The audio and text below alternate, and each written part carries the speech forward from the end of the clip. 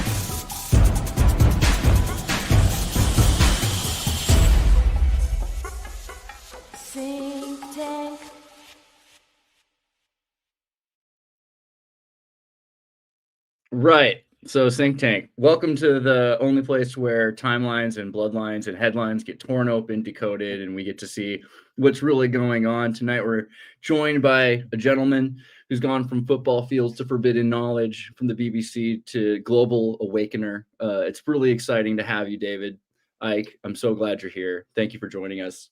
Pleasure. Thank you. So I think all of us have got a kind of an intro to who you are and what you've done with your career and your life path. We have probably been following you for, I mean, almost 20 years for me, and I'm young, so I can only imagine other people have been doing it longer. The thing that really got me was watching you go from living in the world that we all lived in, waking up, adjusting to that uncomfortably, and then finding the power and courage to go through that transition, to just be open about what you're actually experiencing, to acknowledge that most of what we experience is kind of a lie, either a mystical lie or some propaganda that's presented to us.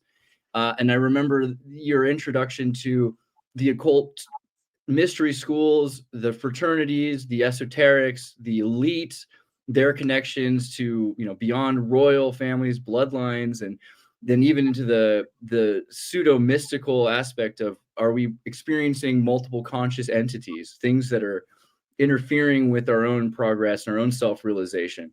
And I remember thinking, it was funny because for a while you were, I wouldn't say exactly promoted, but they were putting you on Wogan. They were definitely having a laugh while you were being pretty serious. And once you started to really poke the bear and show people what was going on, then they started making all sorts of ludicrous accusations about you. I think the one that really got me was when you said that there are reptilian bloodlines that are interfering with the path of the human civilization. And then they said, well, that's just anti-Semitic, which to me was pretty funny, because what does that say about them if that's their first place they go with your work? But maybe you'd like to introduce more from your perspective what you really do and why you've become the person you've become. Yeah, well, I'm currently banned from 30 European countries and Australia. So you're doing all right. Yeah. We're talking about things that are now becoming blatantly obvious to more and more people, which is that, for instance, the Israel government is running an agenda that is nothing at all to do with the interests of Jewish people. But you point out how Jewish people are being scammed by their leadership, which has contempt for them. And you're anti-Semitic, which of course is a defense mechanism for that elite to stop legitimate investigation into their activities and exposure of who they really are. And interestingly, when I've been in various court cases challenging the ban from these 30 European countries, which is because they have the thing called the Schengen group of countries in Europe, border group. And if you're banned from one, you're banned from all. That's how it came about. And so I'm banned from the Netherlands, where I was invited to go and speak for 20 minutes at a peace rally in Amsterdam, and was banned from the country and therefore from all those other countries. And it was for 2 years, and that's now been extended to 4 years. So obviously I'm rattling cages. And like I say, interestingly, in the court challenges to that ban, basically going through the motions, really, they have brought up the reptilian thing as a reason for it, which is kind of really, really bizarre, to say the least. But what do? I don't accept what we're told unless there's evidence to confirm it. I don't believe what any authority tells me unless I have evidence to confirm it. And when you start doing that, the whole narrative that we're given from cradle to grave about reality, about who we are, about world events, starts to crumble. And of course, then you start getting the ridicule from those that have bought the official story, and you're challenging the official story, so you must be crazy. And you then start to get pushback eventually from the system itself, which I've had for a very, very long time. And it's just confirmation that you're over the target, really. And, I work on the premise of what Socrates in ancient Greece is supposed to have said, the philosopher: wisdom is knowing how little we know. To know is to know you know nothing. And so first of all, that gives you a blank sheet of paper.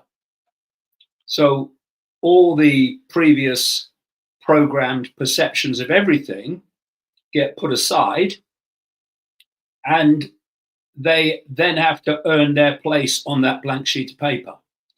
And it's extraordinary how many don't and can't, because they can't produce the evidence. It's just repetition of an alleged fact that turns out to not be a fact at all.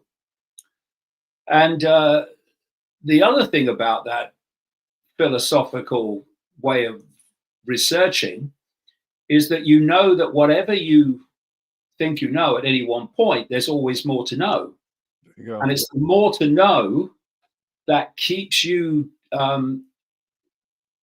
going deeper and deeper and deeper in the rabbit hole in search of what you don't know. And what I've seen with the so-called alternative media, which I say at its central core, its algorithmically promoted core, has been hijacked, especially since COVID. You see endless people claiming to be telling others how things are, who have very quickly reached a point of, okay, this is what's going on, and they've stopped. And now they're spinning around in an eddy in the river of knowledge, the river of insight, the river of understanding is flowing past them, and they're an eddy spinning around as it moves on, but they don't.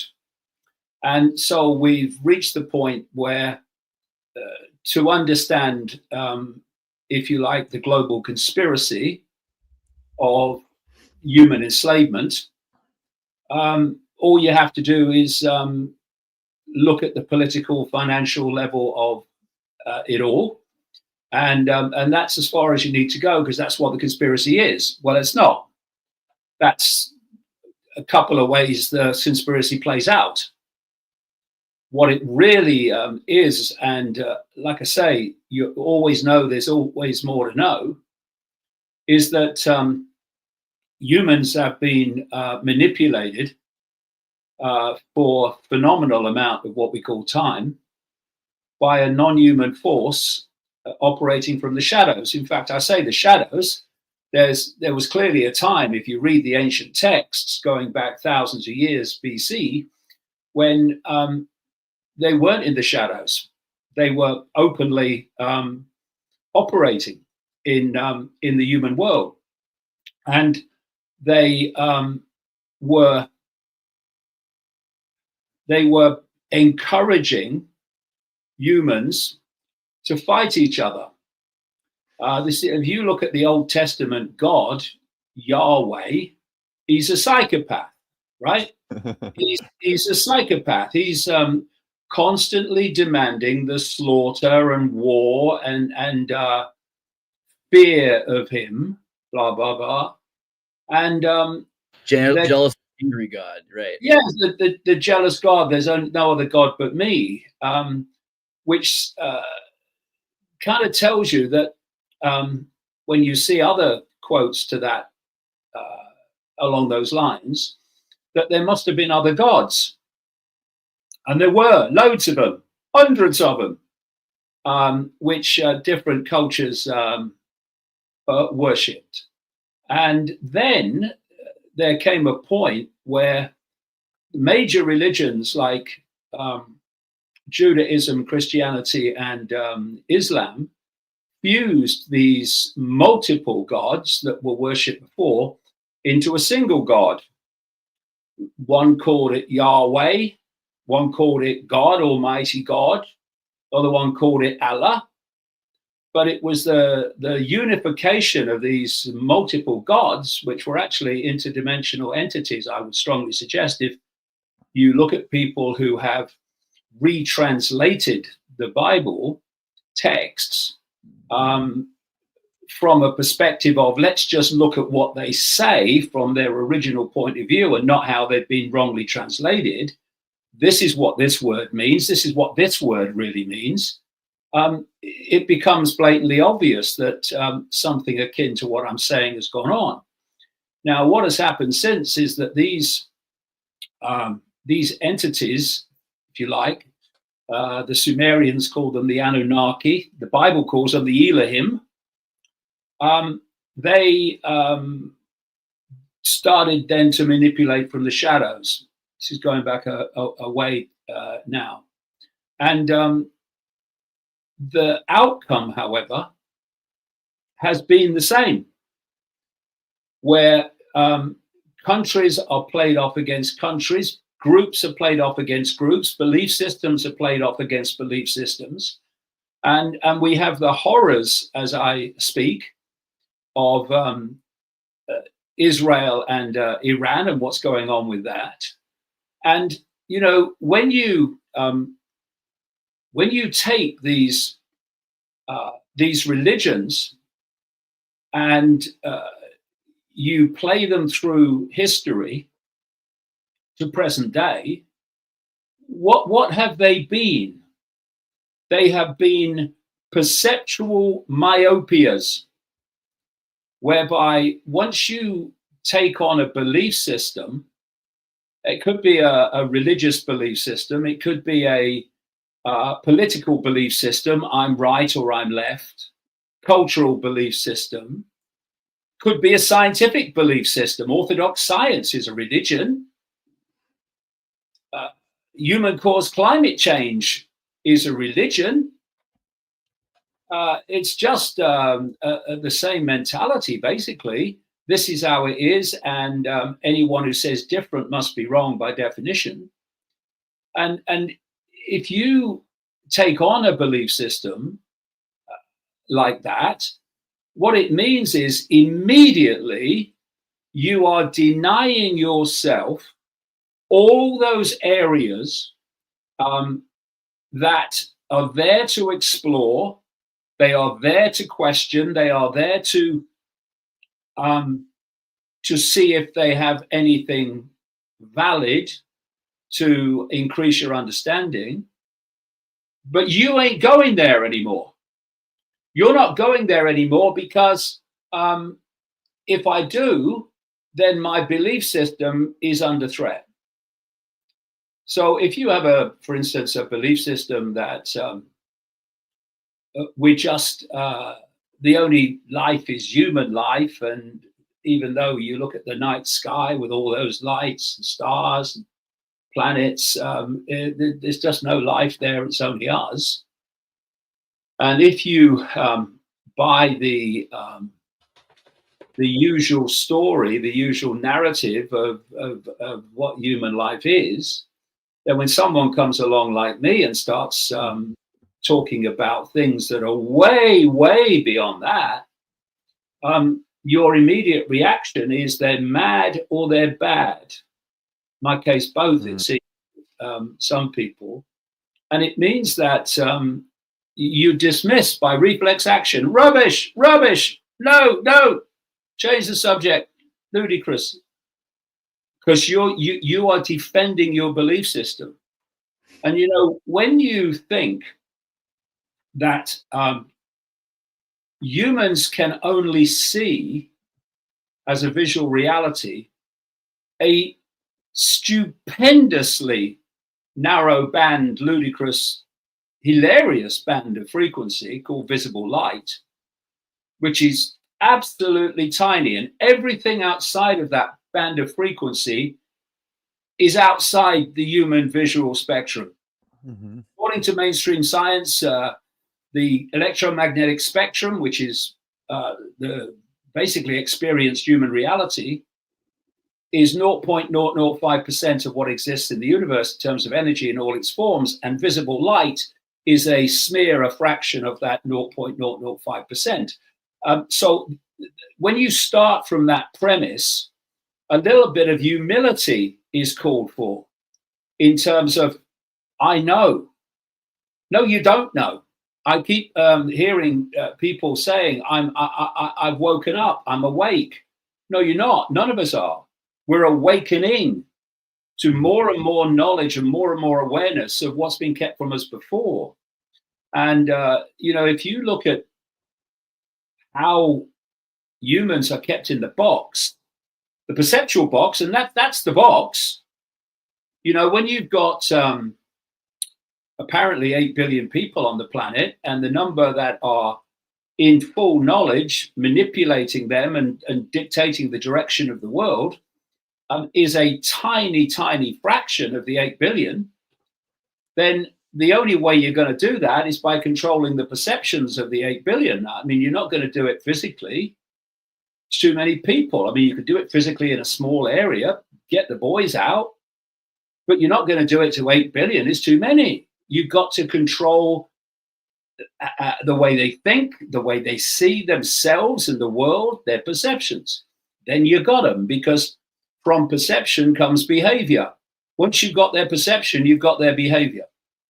And if you look at the box that humans live in, it's a manipulated perceptual box that's based on this.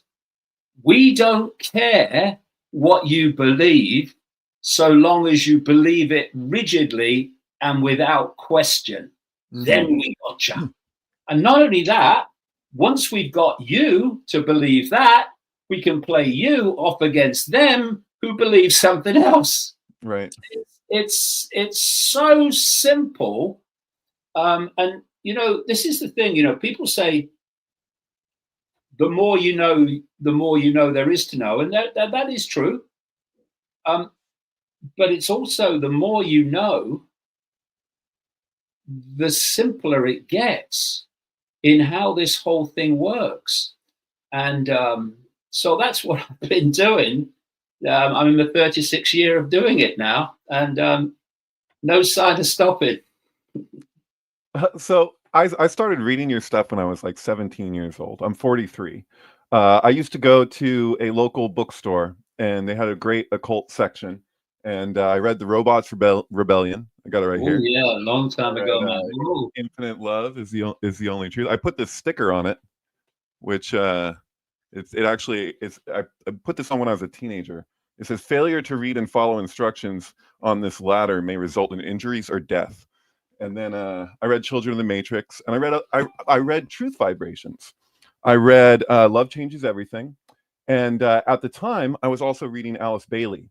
And I noticed a lot of parallels between your early stuff and Alice Bailey. I really appreciate what you're saying about knowledge and developing. If I had to say the things that I thought when I was a teenager reading your stuff, if I had to stand by that indefinitely into the future, that wouldn't be cool. I like that you develop your thinking and your understanding of things over time. Like Arizona Wilder. Like I rewatched one of her interviews that I'd seen so many years ago with you. Like when she's talking about the reptilian thing with the Aryans and Mars and all this stuff, like how much of that do you still resonate with to this day? Do you like, because I mean, I transcribe ancient texts with my rabbi, who actually I showed him a video of yours many years ago, like maybe 2014 or something, and he was like, "This is the guy that they're talking about with the reptilian thing," because he was actually impressed with your understanding of geopolitics in Israel back then. So he's been somewhat of an activist, and he appreciated your thoughts on all of that, and he's like, "How do you bridge those places, because you go over here and then you go over here when it comes to your understanding of the goings on of these global powers and all this stuff." So I don't know, I guess just over time, like what you had to say then, it seems like you developed your thinking quite a bit. Just wondering about you develop it, but you don't change the fundamentals at all. You just learn more, and you learn more about the detail. What's actually happening is this, and this is what awakening is.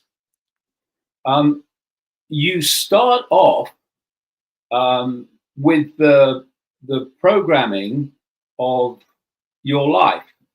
The programming is incessant. There's religious programming, there's cultural programming, there's political programming, there's educational programming, where, you know, if you sat around a table and you thought, well, okay, how do we control the perceptions of the people for life? And someone might say, well, I don't know if they'd have it, but what if we got control of kids from a very, very early age, and they were having to come into our building at least 5 days a week, plus homework, and we then tell them what we want them to believe, day after day, week after week. And that's what you're dealing with, because you've taken on all that stuff. Well, I didn't, because I didn't, me and school didn't really, get on very well, because I just wasn't impressed by it. But so what's happening, if you imagine, you know, you're like onion skins of programming, and you're taking them off, and you're taking them off, and what you're doing is you're going through, if you like, a journey, a perceptual journey, and you pick up things that are outside of the norm, but because you're working on the premise of whatever I know, there's always more to know. You start to question them as well.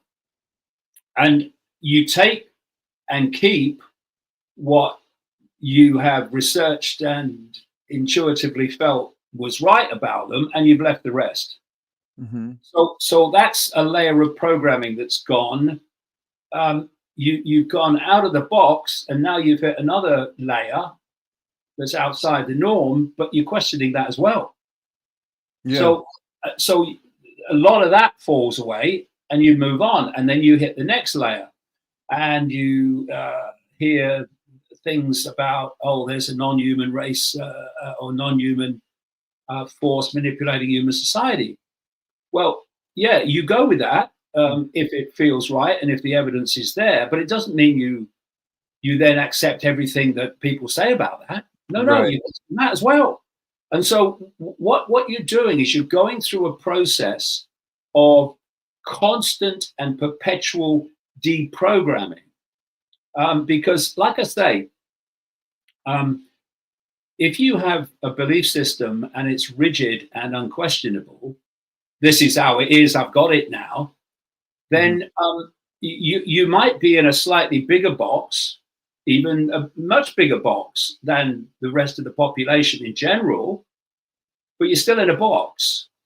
The way you keep moving is by the realization that there's always more to know. And so you hit the UFO kind of level of belief, and you question that, and that stands up to that questioning and research you go with, and those that doesn't, you don't. So you've moved on, and then you hit something else, and you hit something else, and you hit something else.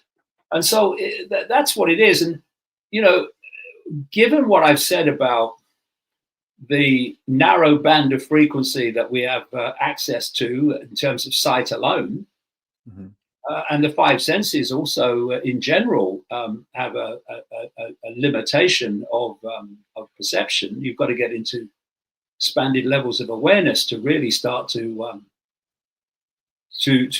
dig into the bigger picture and the biggest picture. But, you know, we are experiencing as consciousness a what I call a biological computer, the body. And that is also programmed to interact with the reality, which I say is a simulation, to interact with the reality that we call human. And therefore, that too is a perceptual barrier which we need to overcome. And if people say, "Oh no, it can't be a computer," well, it actually is a biological computer. And people who are coming from a deep knowledge of this, like the elite, they know that, right. And they treat the human body as a biological computer.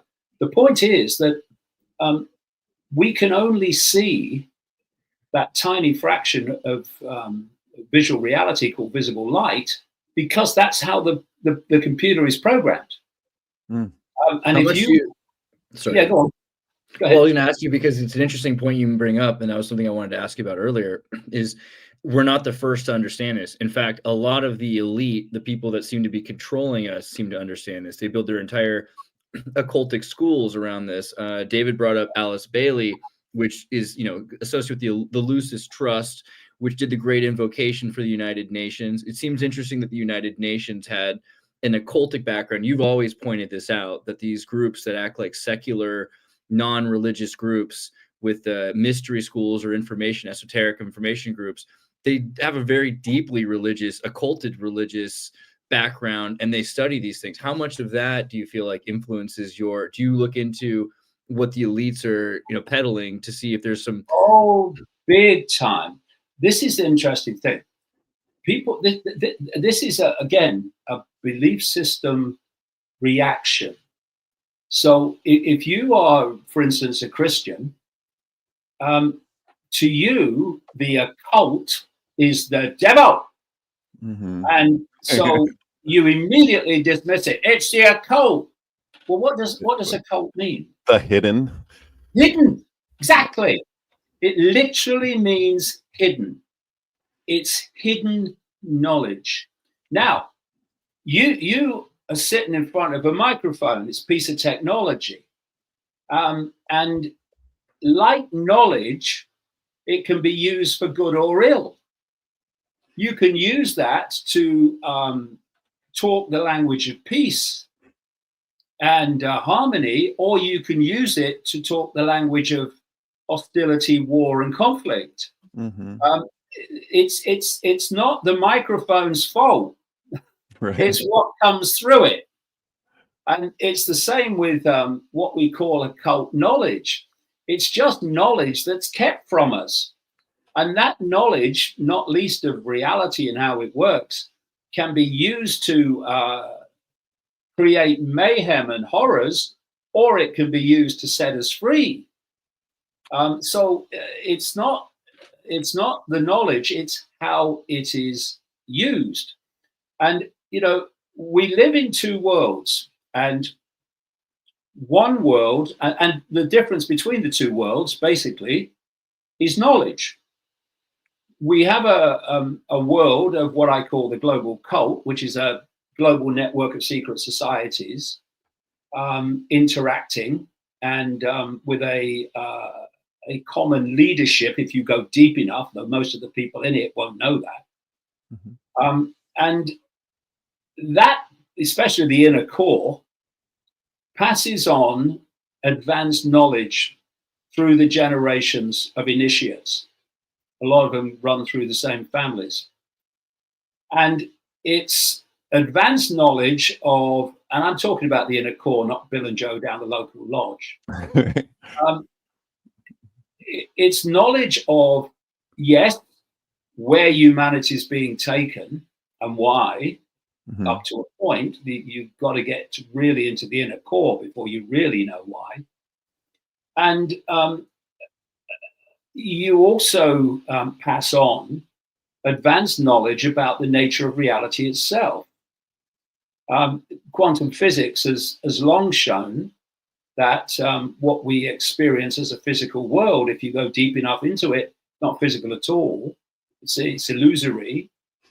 That's because what the biological computer is decoding it in that way, so it delivers that reality to us, like a headset in a virtual reality game, if you like. And then you've got the other world of the population. And if you do the research into how that other world was created, like the education system and the media and government and all that, it was created by this cult. Like, for instance, the education system in America is down to the Rockefeller family at the start, J.D. Rockefeller, etc. And the idea of that is for the cult to create the institutions within the population, within mainstream society, through which the population gleans its information. So how do we form our perceptions, which dictate our behavior? We form them from the information that we receive. So if you can control the information, to a very large extent, you're going to control the perception, so you're going to control the behavior. You've got to control the information. That's what censorship's about. It's not for a laugh. It's because if you control what people hear, you're very largely going to control what people think and perceive. And so you've got the same cult in a circle that passes over the advanced information knowledge through the secret society network, and also has control of the sources of information that the public come across. And therefore, there's this massive gap in the knowledge of what the inner core initiates understand and what the population understand. And that gap in knowledge is how the few control the many. And also because, as I kind of indicated as we chatted here, so many of the many just take what they're told to be how things are, and thus laugh in the face of people like me who are saying, hold on, this is what they know and this is what they're keeping from you. You get, oh no, that's too far out, that's ridiculous. That is. What's ridiculous is the distance between the general knowledge of the population and the knowledge of the inner core of the cult, because it's been systematically done.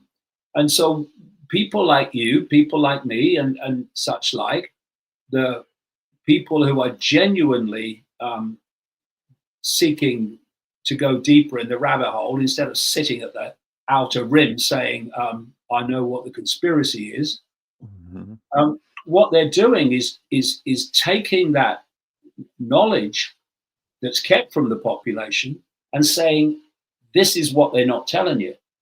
And if you do that in a population that has very largely accepted its changing mind, has very largely accepted the official narrative, then don't be surprised if you get laughed at, ridiculed, and called dangerous. Because But we've always been at war with Oceania. I mean, right?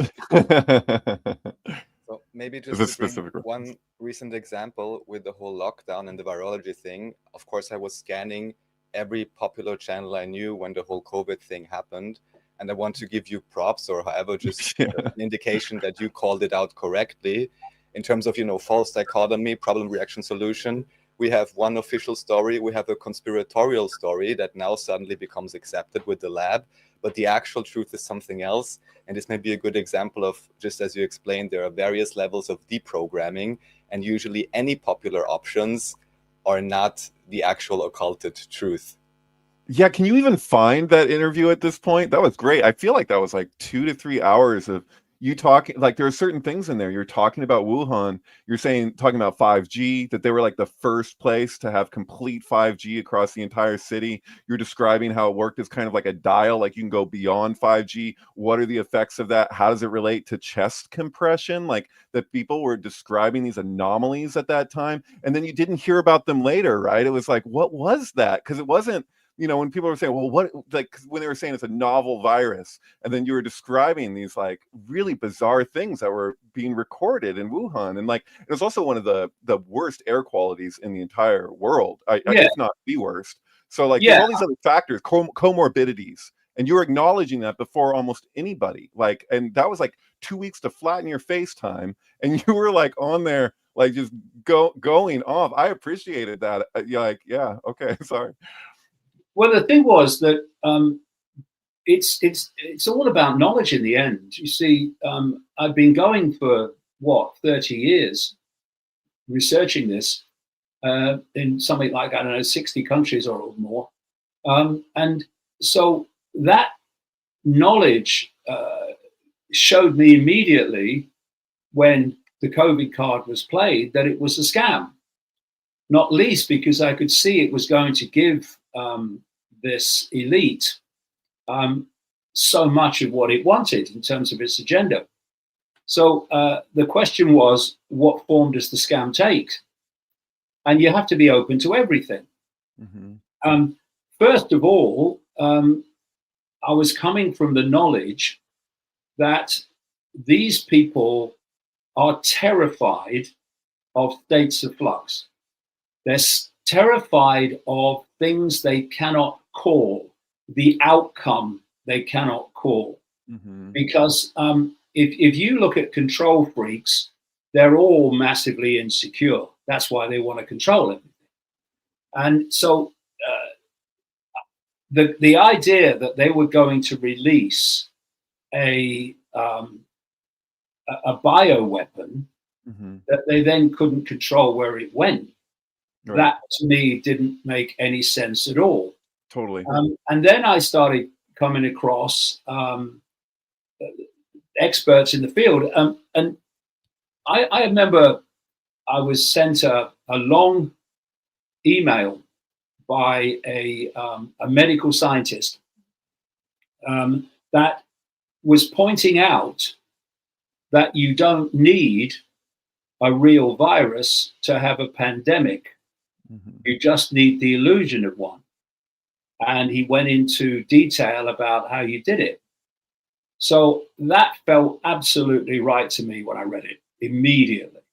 So I went in search of the virus, and there wasn't one. And I saw that you can look at the figures. As soon as the COVID card was played with apparently a disease with flu-like symptoms, the real flu disappeared worldwide. Disappeared. Mm-hmm.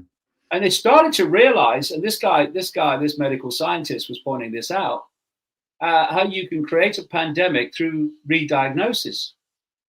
So you put out all these symptoms. You tell them, including the medical profession, they're as programmed as anybody, mm-hmm.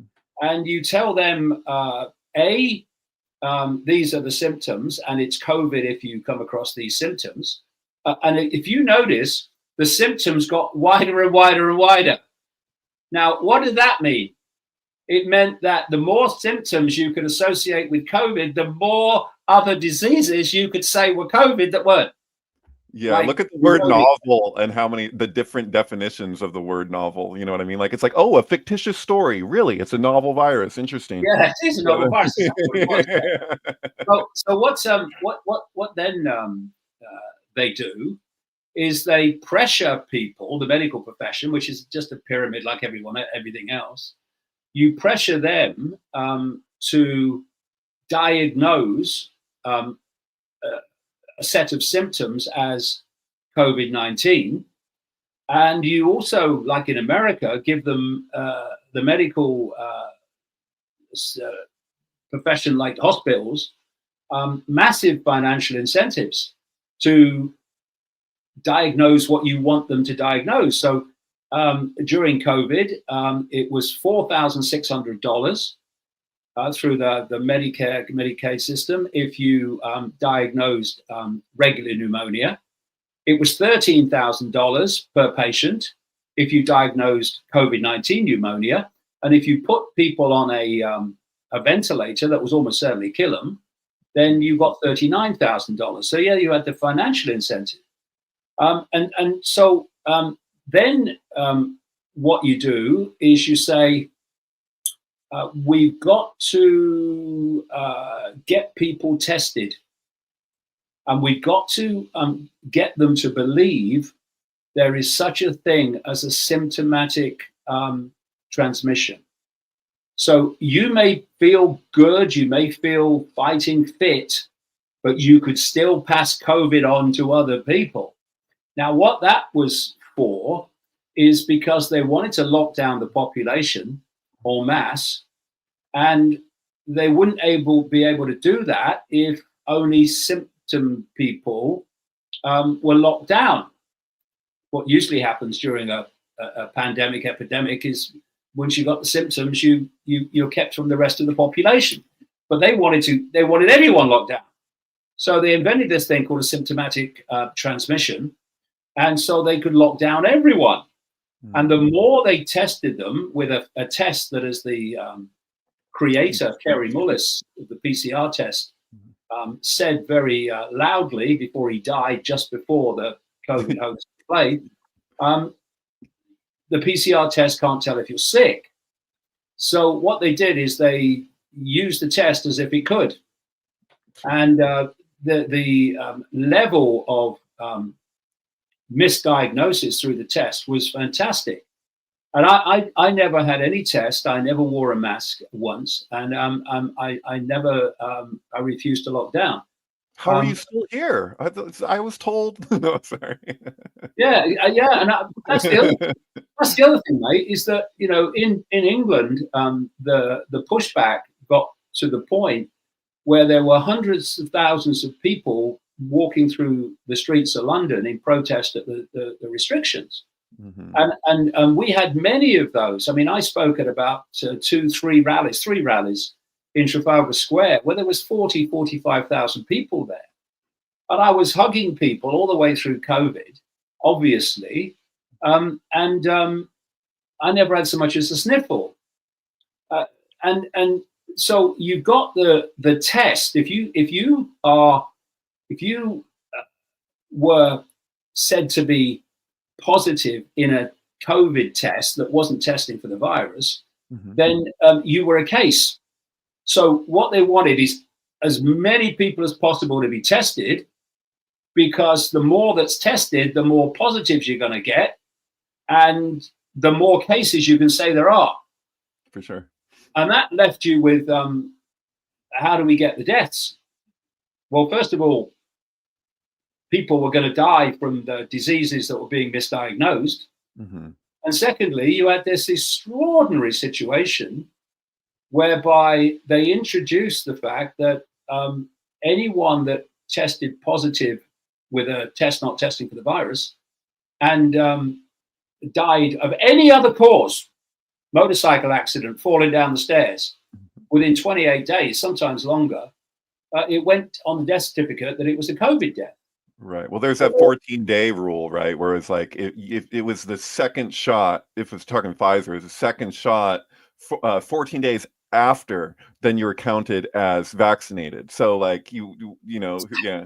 But there was also, to me, it was interesting, and I know that you've made pretty decent and salient points about the QAnon moms in America and posting on Facebook that was definitely part of a honeypot to influence people the same way any pandemic itself was influencing people. But I remember the Q posts before COVID talking about, it was saying things like, stay inside, there's going to be some sort of a pandemic or isolation where people will be locked up and not able to move back and forth, that agents from one country to another country won't be able to make exchanges because they won't be able to fly, that everything will be locked down. Do you have any feelings on that, this idea that there was maybe this was a veil from behind the scenes, a power struggle or anything like that? Do you think that that was happening? Well, I mean, it's also preparing people to accept that something's happening, True. like there's a real virus or something. Right. And, Well, there's and- Event 201, right? I mean, Event Yeah, 201, pretty straightforward. Like you can see the practice run of them kind of preparing to do this thing. So Yeah, but you mentioned something that was very, very important in all this. There is a technique that I call designer manipulation. And what that is you know that, yes, most of the population are going to buy your official narrative. But increasingly today, with the emergence of the alternative media, hijacked as the central part of it is, a lot of it isn't, that not everyone is going to buy your official narrative. So what you have to do is give them a conspiracy, which they're looking for, to chew on, to keep them happy and occupied. So you give them the choice of, it's a bio weapon released on purpose from the lab in Wuhan, the bio lab, or it's just a natural virus, or it was released by mistake from the bio lab. That they're the kind of three options that people were given. And of course, most people in the alternative media are going to buy the one that it was released on purpose. And so what you're doing is you are making a virus that doesn't exist appear to exist, because almost everyone, the common theme of all those things is there is a virus. It's either done on purpose and it's a bioweapon, or it's a natural thing, or whatever. But there is a virus, and that allows certain things to be done to deal with the virus. Once you realize, as I did quite early on in 2020, that there isn't a virus, it doesn't exist, then none of it becomes justified. None of it. David, the way you were saying earlier that like everything becomes a religion, and like for you to say what you just said, like we're on YouTube right now, we're on a lot of different things, but like the sensitivity around it. So like people like that, you just committed blasphemy in the eyes of the system, right? So like we right here are like, oh shoot, are we going to get a red flag for saying the thing? So like if so, that really kind of proves what a religion it is, that's even a question like that for you to be allowed to take that position.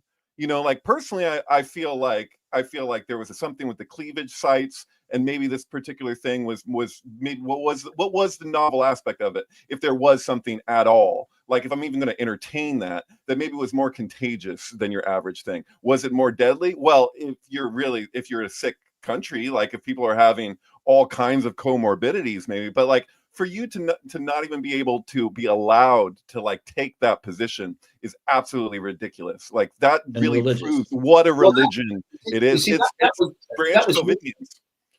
was really interesting what you just said, because when I did a live interview in the spring. It was on April the 6th, 2020. And I said, there is no virus, doesn't exist. I heard you, yeah. The live stream was taken down half an hour after it ended. Yeah. And I was banned from everything that moved on the mainstream internet, all of it. Yep. Now, that tells you something. You can't say at the same time that I'm mad and ridiculous and shouldn't be listened to, and then say we're taking this down in its totality because you're misleading people. Well, if I'm mad, well, there ain't going to be many going to go along with it, are there? But right. Of course, I was supporting it with the evidence as well, and so they had to stop that, because the agenda was, and we're back to how I started. Really, the agenda was to download to the population the perception that there was a virus, that it was deadly, and they had to do what the authority says, otherwise they were going to die, and the kids were going to die. And when I was challenging that, well, that's information they don't want circulating, because they don't want people to have the perception that that is a possibility. So they just deleted everything. They deleted everything. And that's how it works. That's why we have censorship. You know, it's a battle for the perceptions of the population, and the vehicle is information. And you know, it's interesting to me that, given that fact, that Elon Musk, who claimed to be, it's a joke, but he claimed to be a free speech absolutist, was allowed to buy Twitter. Everyone agrees, including Elon Musk, that the deep state controlled Twitter before he bought it. And so why did they let him buy it? Well, they let him buy it because it was part of another scam.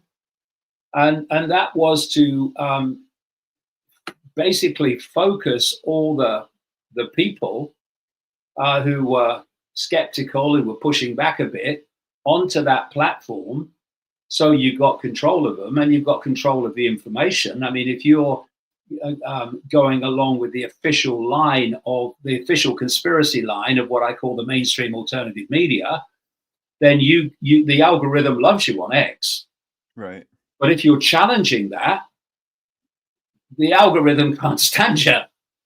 Isn't that a bit of a catch-22 though? Because I agree with you, and at the same time, on a personal level, like, I'm just glad that I have a place where I can speak. So that's how they get you, right? Because you're like, and the realism aspect, like, why did Kanye West get removed? He shared the symbol of realism. You got Elon Musk over here saying he's an alien trying to return home. He's like an honorary member of the realist, community from the, like, there's all.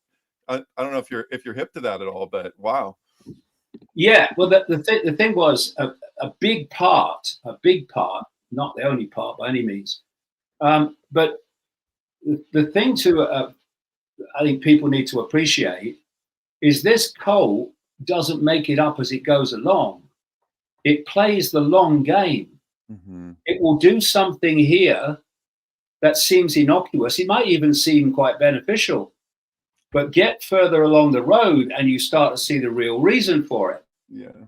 And so the next stage after Musk took over X was to get Trump elected.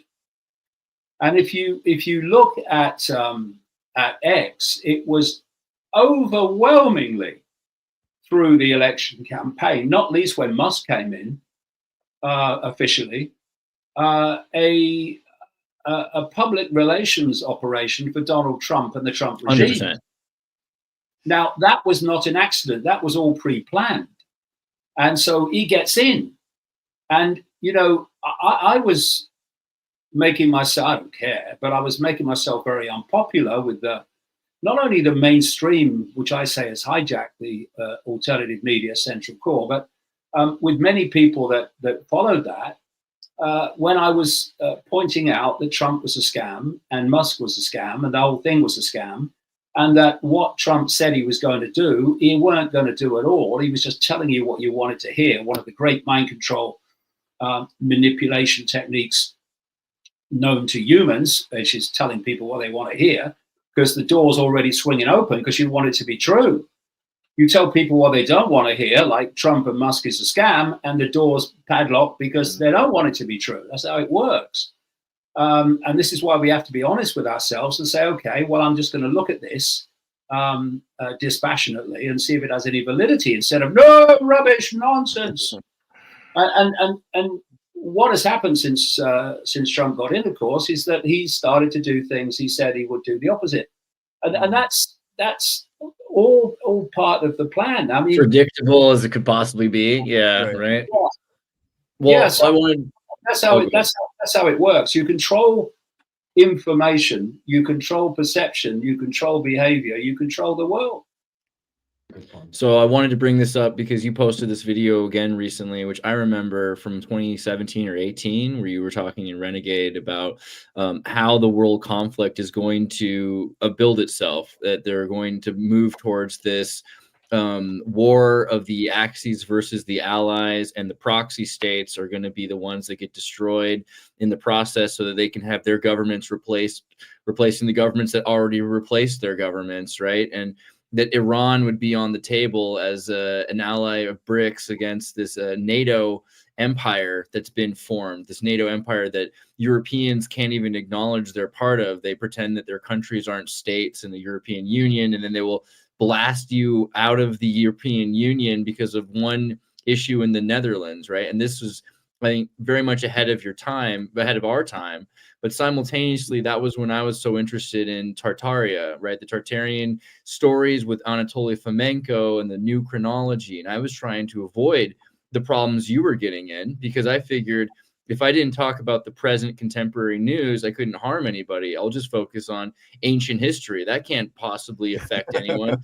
Unfortunately, the more you dig into the chronology of history and see that the Jesuits and the Sharia system and the secular chronology is all lies to protect the authority of these new states, Weber states, defining themselves as the monopoly of violence, I found myself in an odd interaction with David Rothschild and Alex Soros, realizing that, yeah, actually Tartaria seems to be something that the elite do give a big damn about, and that they're somehow building up. I mean, then it just kind of spiraled out of control with Putin's acknowledgement of the Tartarian charters and treaties, the establishment of peace treaties in Astana, this new world empire moving towards what eventually people started referring to as East and West New Tartary, where Trump's empire of the new West would be this Tartarian West, and Putin's empire would be considered this Eastern Tartary, this restoration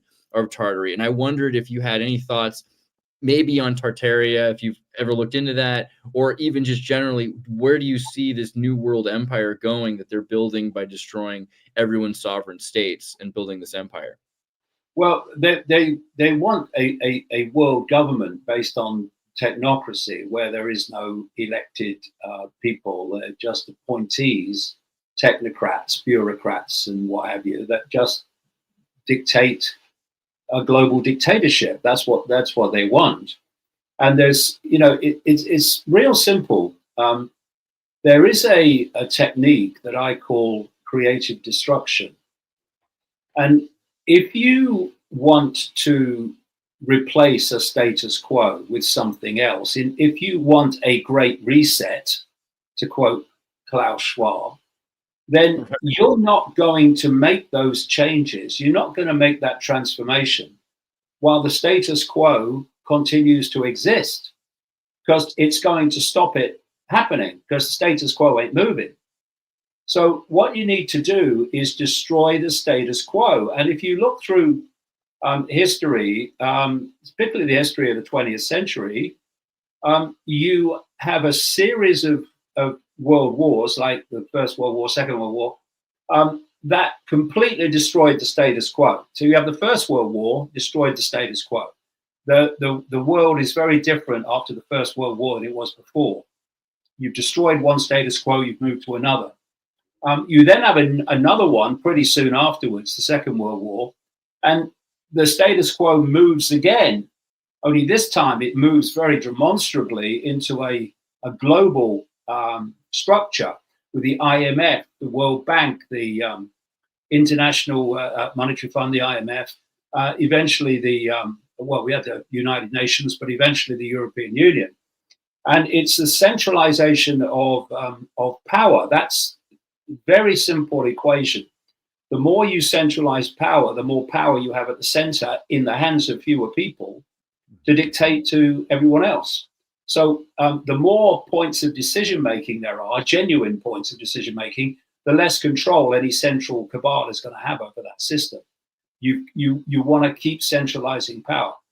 And so we reach the point now where the status quo of the world in general needs to be dismantled. Now, while America continues to exist as it has done, in the way it has done, and while the present financial global system continues to exist, although the cult created it and it served it magnificently, it wants to move to the next stage where everything becomes even more extreme and centralized in terms of power.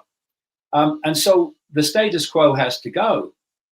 So what you do is you bring in a wrecking ball called Donald Trump, and he is and same with Musk, with Doge as well in those early months. You start to target the status quo. Like the status quo, for instance, is not calling out the Marines and the National Guard federally to respond to what was a very, very, very early days of protests. I mean, almost 2-3 days and he's off.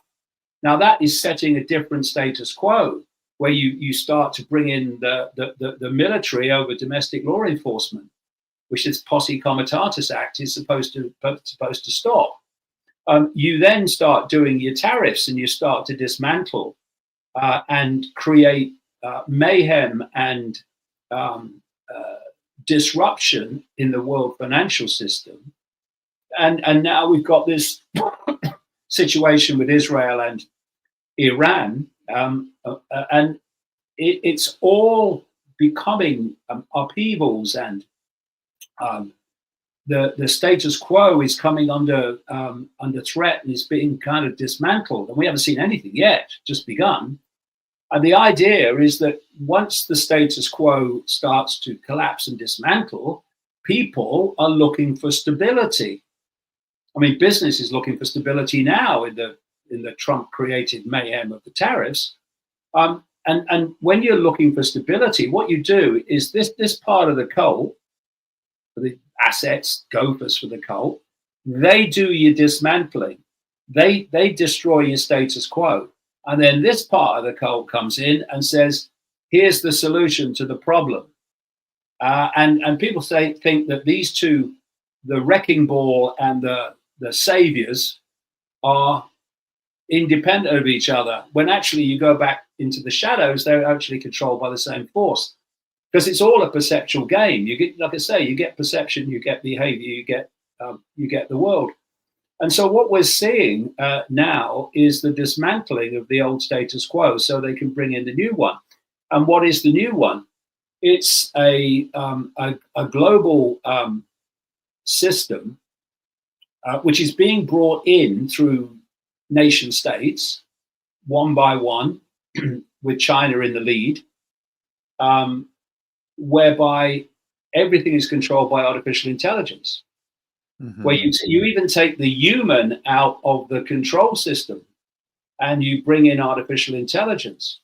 So if you look at 2 days into the Trump administration, 2 days, he wheels out Larry Ellison of Oracle and Sam Altman from OpenAI to announce this up to $500 billion Stargate AI project of data centers and what have you. And you look at Britain, you look at Europe, and China goes without saying, have been the leader. And you see that they're all wanting to push this whole AI agenda. And one's arguing with the other one and not getting on with the other one, but they're all pushing the same agenda. This is how the cult works. Now, we've got this big, beautiful bill. Yep. 10 years, no regulation, right? 10 years in which the states of America will not be able to regulate AI. Well, That's it's like straight off the script of David, this great reset transformation through AI. You know, Dr. Strangelove, where they're like, we got our doomsday machine. So like Russia has its doomsday machine, and we had to beat Russia with our own doomsday machine because we didn't want them to be the only one with a doomsday machine. That's what it reminds me of. We're like, well, you know, China's going to be ahead with the AI, so we gotta, you know. You are so right. What they've done, I've been pointing this out for kind of a month now, that since the Trump regime came in, they've been playing this card. We can't let China win the race for AI. Yeah. So they've turned it into an Olympics, an AI Olympics, where we have to compete, so we must do it. And therefore, you've got to take off the regulation so that we can compete. And again, it comes back to this again.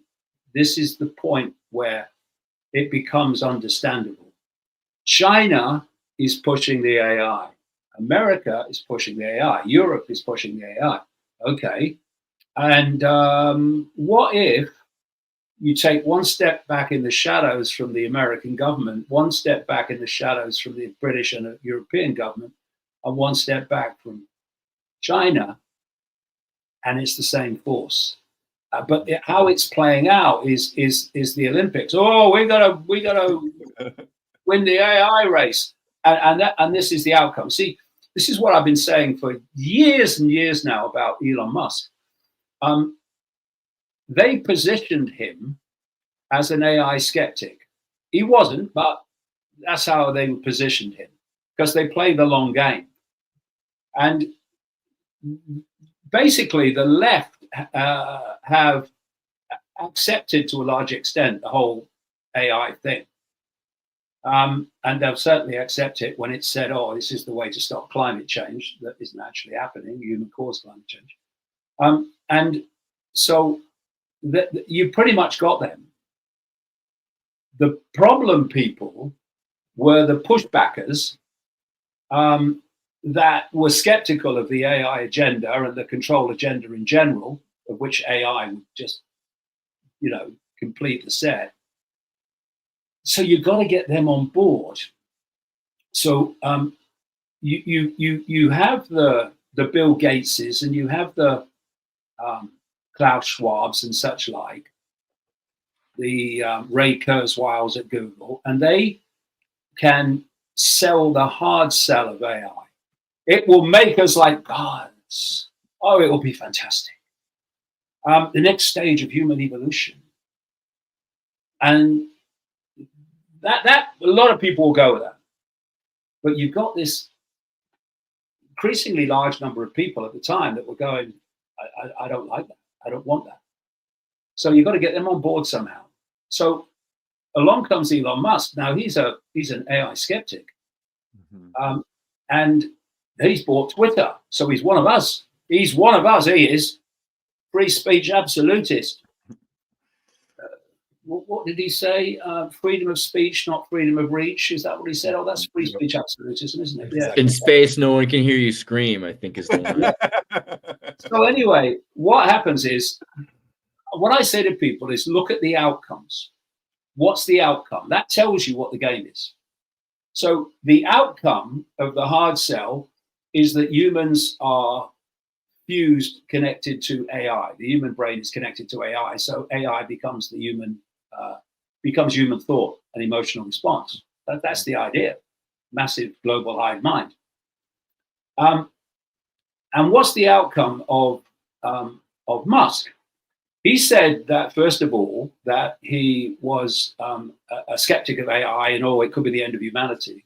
Then he goes on rolling out more and more. But what he said in the end was, this was the key, but AI is inevitable. AI becoming more intelligent than humans is inevitable. Now, inevitable is a massive mind control trigger, because when you're pushing back on something, you want to stop it. But once you accept that what you're pushing back on is inevitable, now you're less wanting to stop it and you're trying to mitigate its effect. You're trying to make it not as bad as it could be. So Musk comes in and he said, the only way to for humans not to die out is for humans to be fused with AI, so we can keep up with their level of intelligence. So then you go, okay, so what's the outcome, Mr. Schwab, Mr. Gates? Human fusion with AI. And your outcome, Mr. Musk? Human fusion with AI. Yeah. This is how it works. It's all a perceptual game, and it's understanding that frees you from its lasso of your mind and your perception, and that's what I've been trying to get across. And when you are not taking a side, as I don't, you're not taking a political side. You may take a moral side, no problem, but you don't take a political side, you don't take an ideological side, because as we're seeing now with the Trump regime and the MAGA and the MAGA media, and as we see with the left as well, is that when our side does it, it's okay, and when the other side does exactly the same, then it's terrible, right? So you're seeing that. That's what happens when you take a side, because your point of reference is my side doing it, or is it the other side doing it? Whereas when you take a step back from that nonsense, you go, why is it being done at all? And what's the effect on the population? What's the effect on freedom? What's the effect on fairness and justice? But you're not taking a side, because you know that they're two cheeks on the same backside anyway. But once you do that, you're upsetting the left when you point out how they're imposing tyranny. Yeah. And you are attacked by the right when you point out that they're imposing tyranny, as they are currently. So you've got to come to terms with that and realize that when you take these positions, that's what's going to happen, and just let it go in one ear and out the other without touching the sides. That's what I do.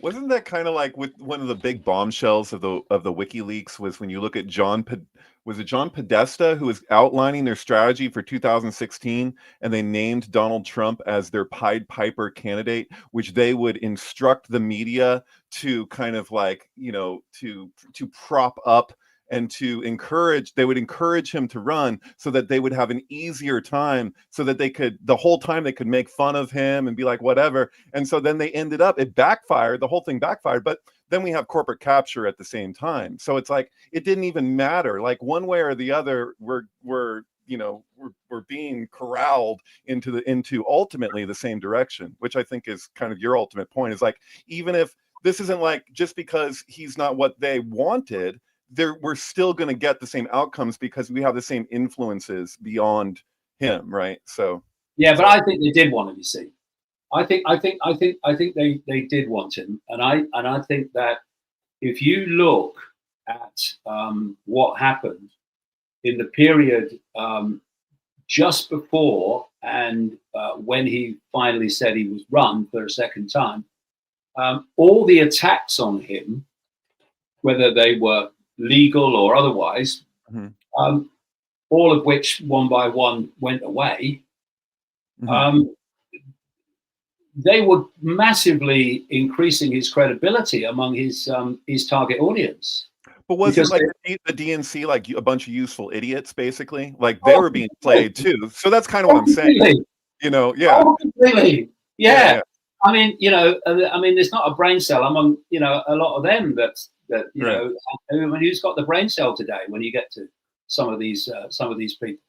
Well, that was a shitty strategy if that's what if that was his way of going about it. Like, that's why if like it backfired on him, it's like, well, you got played, dude. Like, I'm sorry. Like, yeah. Yeah, well, he's you know, his background is worth looking into. I have many times, and to see actually he's nothing. He's not just not what he says he is. He's nothing like, and not even begin to say to what he says he is and what he stands for. But so the point being that if you attack someone in the right way, you can build their audience and build their support. And I remember at the turn of 2016, when he said he was going to run for the first time, I thought, "Ooh, that's interesting. I'm going to have a look at this.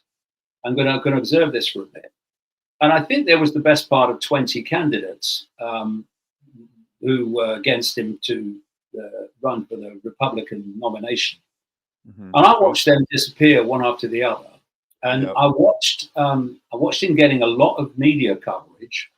And then I looked at the way he was being dismissed, the way it was said that the Republican Party hierarchy didn't like him and didn't want him as candidate and all that stuff. And then I looked at the WikiLeaks revelations about Hillary Clinton and the DNC, where they were exposed for manipulating the votes and the primary. Yeah, Bernie was a sheepdog twice. I can't believe he pulled it off twice. Yeah, just to stop Sanders. Yeah, because they wanted Hillary Clinton, and I thought, well, if they could manipulate that within the DNC, they could manipulate the same within the Republican Party if they really didn't want this guy. And as they all kind of disappeared, and he was the last man standing, I thought then, just before the Republican nomination convention, he's the guy they want. And they got him. And they said, oh, it was against all the odds. Well, I don't know. And the other thing is this, and I don't see a conspiracy everywhere, but there are enough. And I look at, and again, these people like Trump, they're gophers. Yeah. There's something on the bottom of the shoe of this inner core elite. They're just used. And if he had won and had a second term, he'd be gone now. Right. And someone else would have come. Now, in this period, and they've named the period, people like Kurzweil and others have named the period. It's the period running up to 2030. They really want this stuff coming in. Yeah. This AI and everything. And if imagine now if there was a Democrat in the White House and they were doing what Trump has done since he came to office in January. The alternative media and the MAGA would have been absolutely furious. They would be in all directions, exposing this and exposing the AI and exposing all of it. But in this crucial period where they have to get that group on board, they've got Trump. And he's perfect. So you brought Biden in, and the Biden administration was designed to be so bad, not least in terms of his mind, that you were giving Trump a massive chance to win again. And then you bring in Musk with his $250 million and all that, and you've got X pushing him and all this stuff, and you get him in. And now he's doing what MAGA would be going apeshit about if it was the Democrats. And what we're seeing, and I shake my head in despair sometimes. I see people like Alex Jones saying the deep state is the Democrats. What? The deep state, the cult working through what we call the deep state, works through all these different parties, all these different agencies. It's not left or right, it's all of them. Right. Well, it's corporate capture, and what's behind the corporate capture, you can go deeper into that. It's like the Klepo. It's like you have the shells or the husks kind of like running the game from behind the scenes, and we all have to react on the topical level. It's bullshit. Yeah. Yeah, but this is the thing. And we'll keep coming back because it's the foundation of everything, to perception and belief systems that will not be questioned. Once you get people in a side, in a perceptual pen, then their side good, the other side bad, they won't realize or want to realize that actually the same force is working through them as it's working through the people they claim to be opposing. So, people like Gavin Newsom, with having this spat with Trump, but ultimately they'll both be controlled by the same force. And it's helping take over California and give more power to the authority of the federal government. Yeah. Look at Newsom during COVID. Yeah. He was horrific. Right. In terms of tyrannical impositions. A massive hypocrite. Yeah. And now he's talking about, Trump tyranny. They're all these so-called leaders are answerable in the end to the same force. And that's why they all dress like waiters. It's theater. At the level of your Trumps and your Newsoms and your Obamas, it's theater. And we don't grasp that, then the theater will be looking at the theater. Oh, I support Trump. Oh, I support them. Let me ask you one more about that, because it's interesting what you bring up about Alex. We know Alex, and also Rogan has talked and been very pushed this skepticism of AI and of world control, and that these guys don't really know what they're doing or something.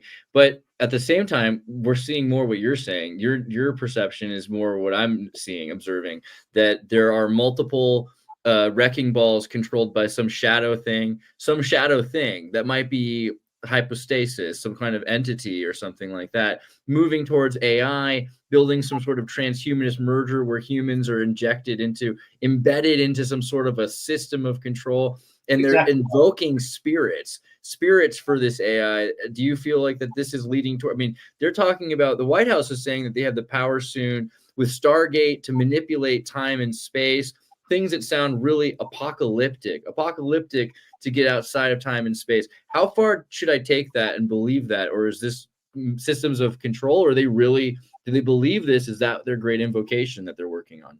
Well, when you get deep into this, there is no time and there is no space. These are illusions of human perception. And they're, okay, if you, I say this is a simulation, right?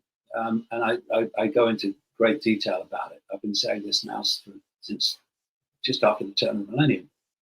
And I was a wee boy. Yeah, if you look at a virtual reality game, because you see, one of the things that is so clear to me is that this technological revolution, quote, is mirroring technologically the way we experience reality.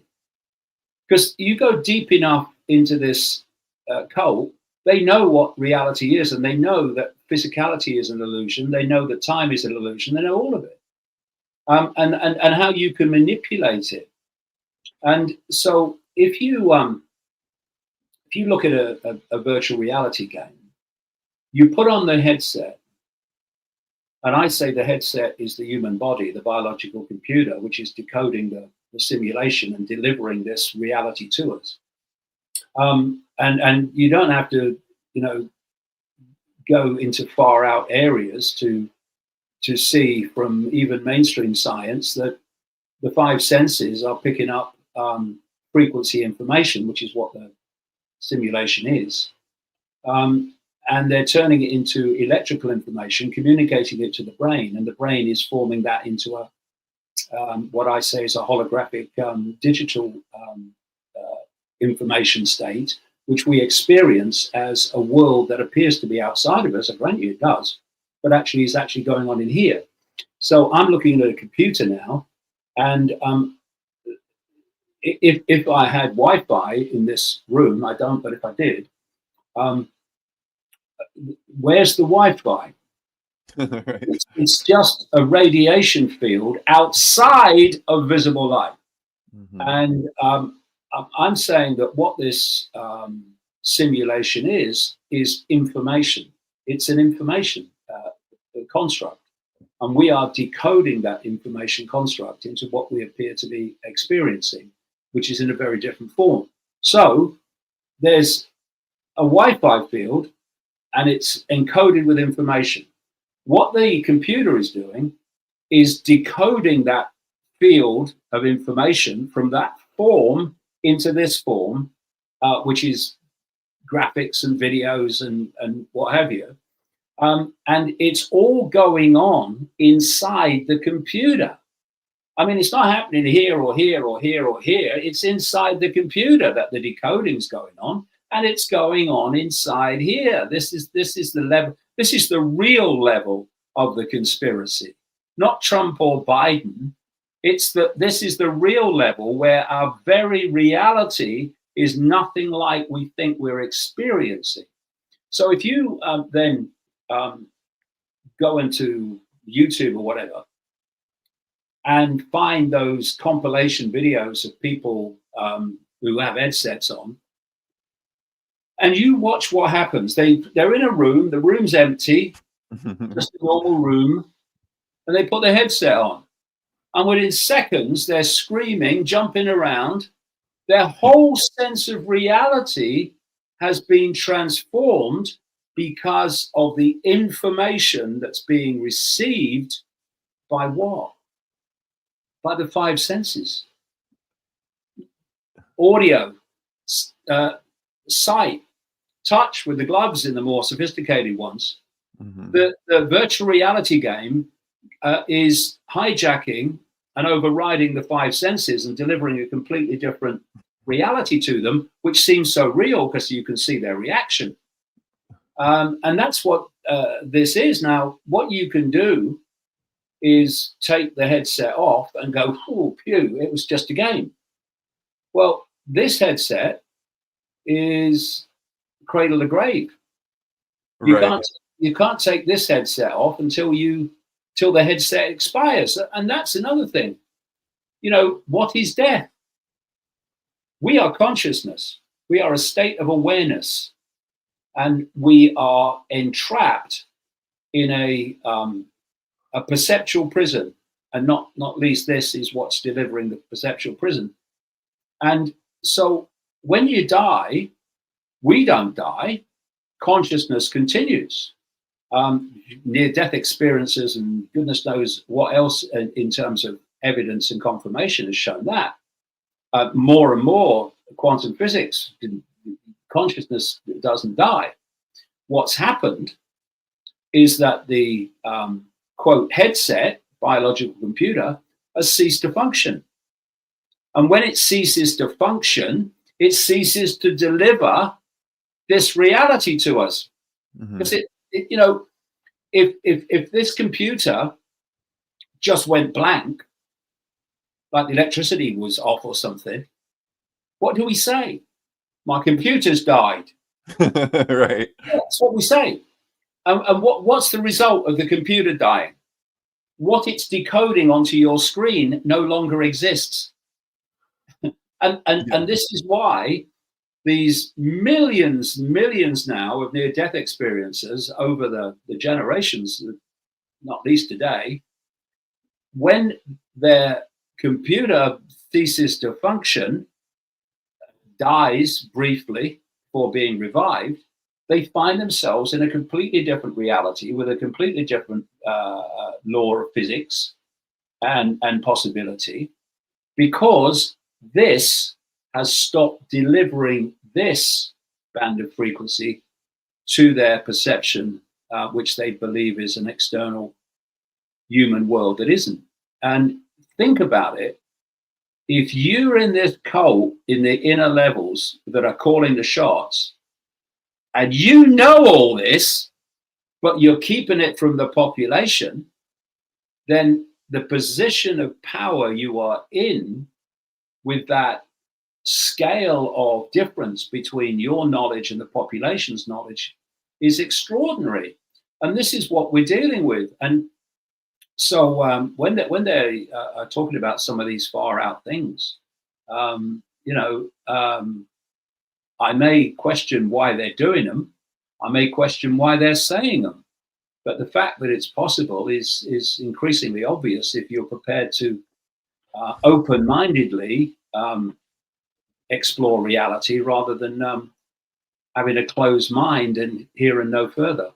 So isn't that kind of like a positive goal then? I mean, I don't know, I wouldn't call these people positive, but bending time and space and escaping some sort of a matrix illusion, if that's their goal, isn't there a shred of admirability to that? Or do you think because that's not really their goal. It might be the goal of some of them that don't know the big story. Right. But like ultimately the real goal is to lock people in to this fake reality in a way that they'll never question it, and thus they are there is basically no way out if you are in something and you don't question it or seek to understand what you're in.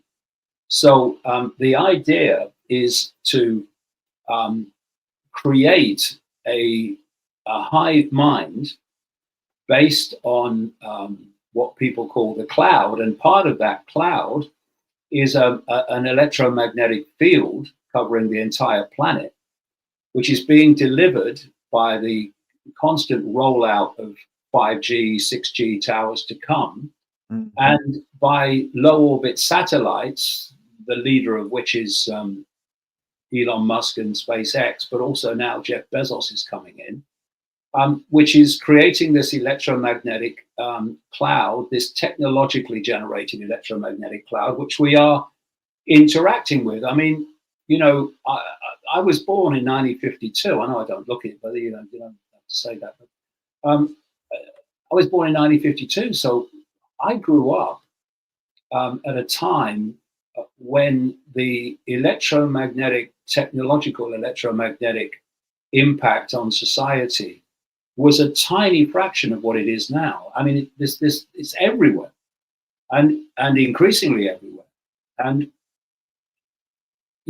first of all, if you look into Chinese research, they can, through simple electromagnetic interaction with the brain, which is an electromagnetic phenomenon, they can impose and dictate your thoughts. But it's even more powerful if you have a receiver in the body that's specifically there to interact with this hive mind information. And part of that was the COVID fake vaccine. That's why they really wanted it. Because of the self-replicating nanotechnology that has been identified that is building systems in the body. And it's an interaction. And when people say, "Oh, this stuff in the COVID vaccine is getting into the fake vaccine, is getting into the brain," well, that's exactly what it's meant to do. Yeah. Because you see, the brain is not the seat of consciousness. It's a processor of consciousness into a conscious state and a subconscious state as well. And if you can rewire the way the neurons fire, you can fundamentally impact upon people's perception of reality. Very simple. In fact, they've got a thing called, they thought that once the brain was formed, that was it. Now they realize the opposite's the case, that there's this thing called brain plasticity, which means that the brain changes the way it processes information on the basis of the information it receives. So if, for instance, you can get people in that perceptual whirlpool, perceptual eddy, then the brain will fire in a certain sequence. It will go on perceiving reality and decoding reality in the way that you've always thought. And then you break out of that, you maybe have another more expanded view of the world. And what happens then is the brain starts to reflect that and starts to process information in a much more expansive way. And if you can, so that's just how the brain changes with information it receives. Perceptions. Mm-hmm. But imagine if you've got nanotechnology in the brain that is there to rewire the way it decodes reality and to interact with the cloud, and you've got yourself a hive mind, which is what I've been warning about for decades. Decades was the plan, and we're looking at it in the face now, and it's being sales pitched to us now as being a good thing, or in terms of Elon Musk, it's got to happen because it's inevitable. I'm sorry. Briefly, some people are wondering, of course, how to escape the digital dictatorship and how to escape the New World Order. From what I understand, I basically want to ask you the question, what would you say is the real thing that a common individual could do and should be doing if they say they envision a different future for themselves and for humanity? Because it does not seem as if there's any place on the known surface area where people could escape, like with the idea of Zion and the Matrix or something, and all these controlled oppositions. What is it that you would recommend people to do or to look into, or where do you see a positive timeline for humanity that is in connection with the choices individuals can make every day? Yeah, well, that's a good question. See, people say to you, they say, what's the solution? Well, I'm not interested in solutions. I'm interested in causes, because we're drowning in solutions and they normally lead to the need for more solutions to the previous solution. Right. But if you look at the cause and you remove the cause, then what you don't want must disappear, right? I mean, if I'm slapping someone's face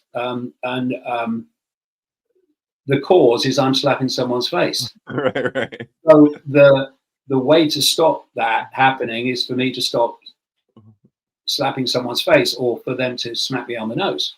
Right. So it's the cause that we need to deal with, and the cause is multi-level, but it all comes down to perception, not just perception of world events, perception of self-identity. This is the key. The thing they have to control more than anything is self-identity. So they're happy for you to believe that we have one life and we've come out of nowhere by some cosmic accident, and then we disappear into nowhere, and that's it. Life's a bitch, and then you die. Or that there is some judgmental God that you have to answer to for your actions, and if you believe in certain deities, then you'll go to heaven, and if you don't, no matter how bad you behave, you'll still go to heaven as long as you believe in this figure. They're not bothered with either of them, because what they're both saying is, one, you're pointless. You're just a cosmic accident, pointless. The other one is you're down here and they're up there, and you have to do what I say. Yeah. Now, if you look at the hierarchies that run the human world, that's exactly the dynamic. The few controlling the many, and the many doing what the few say.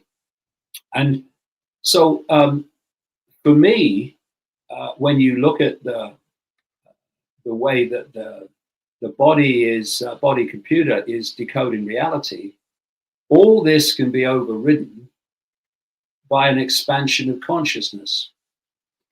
Because if you are living within this field of, call it the matrix, call it simulation, whatever, then you are in the field and you are of the field.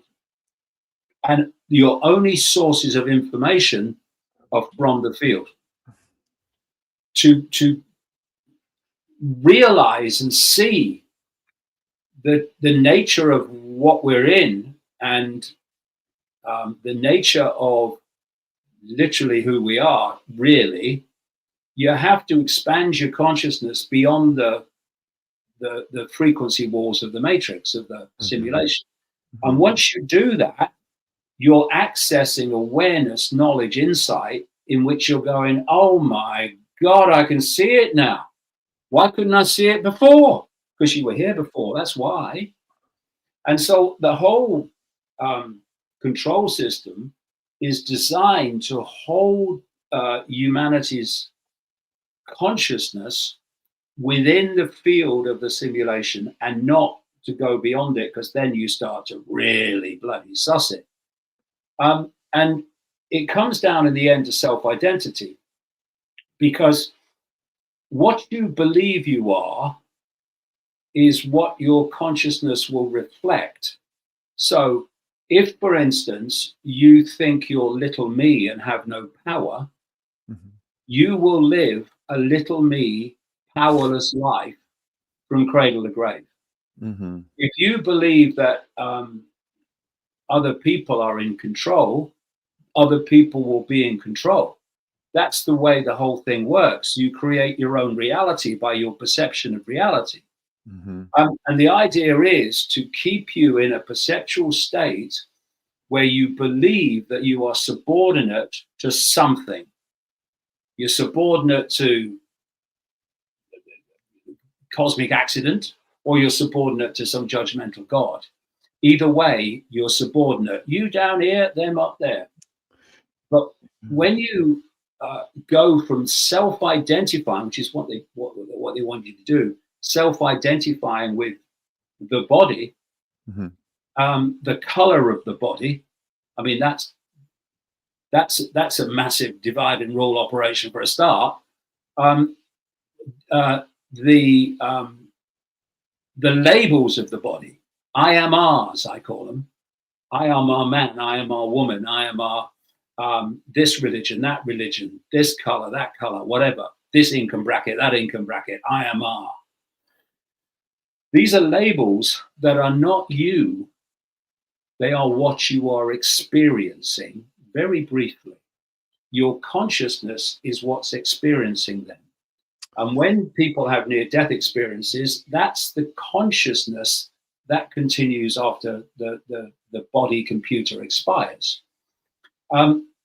But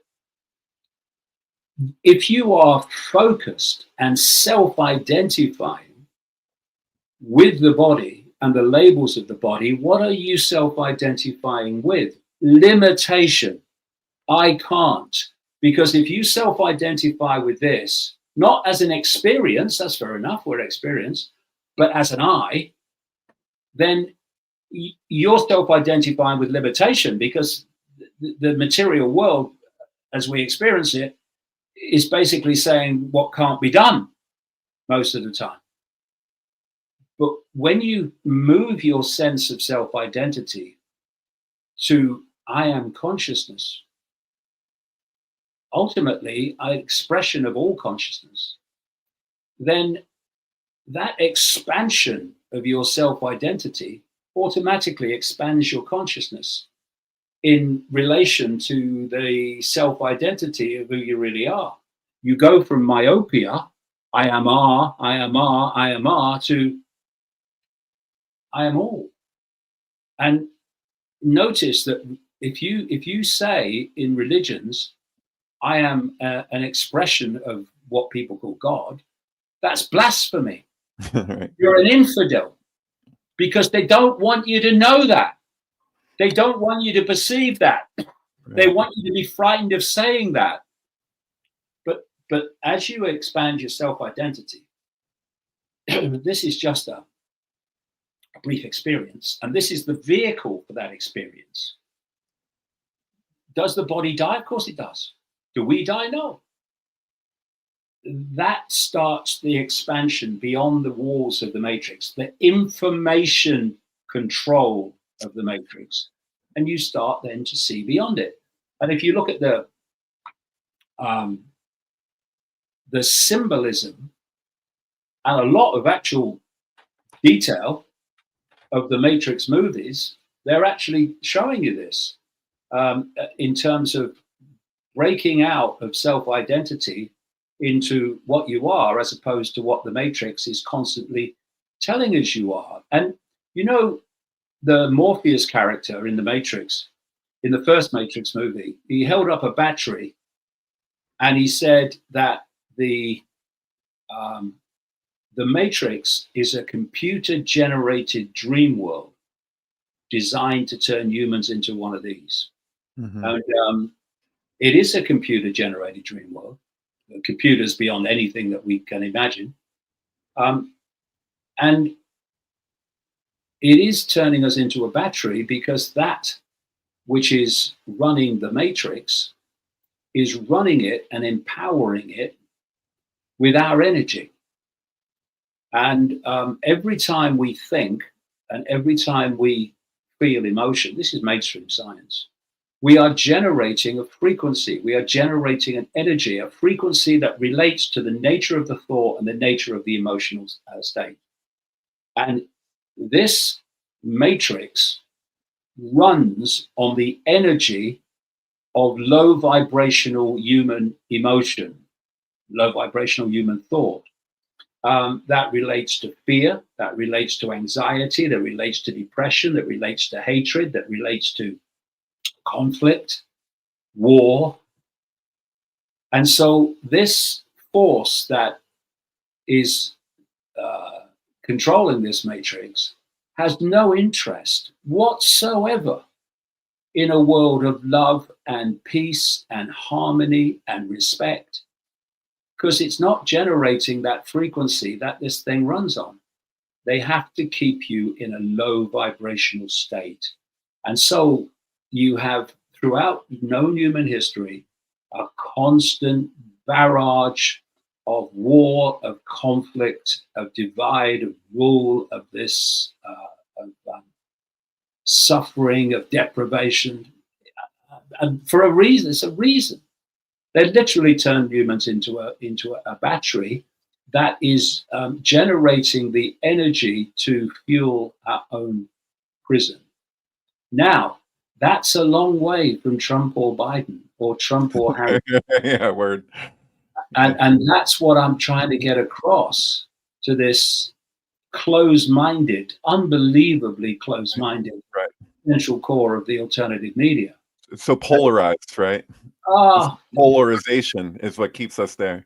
So like you're making an important qualification, because you're talking about, like, when you use the word information here, you're using it in a different way than people might think about it, like a belief system. So you're saying, you're speaking to the need for an insight when you talk about expansion of consciousness. Like, I don't want to put words in your mouth, but I would say, like, the hierophantic task is the same as the psychoanalytic task, which is to get the person to have the insight themselves. You can't just hand this to somebody as a new bit of knowledge and then leave it at that. That's the other tree in the garden, right? It's like, it goes much deeper than something that you're just going to put on the heap of knowledge. You need to have an aha realization. Like in 2003, you had your ayahuasca experience. Like, for you, that was something that it broke the inertia, right? You need some kind of variable that's outside of your own, inertia, so that you can actually. Yeah, I mean, what I'm saying is that this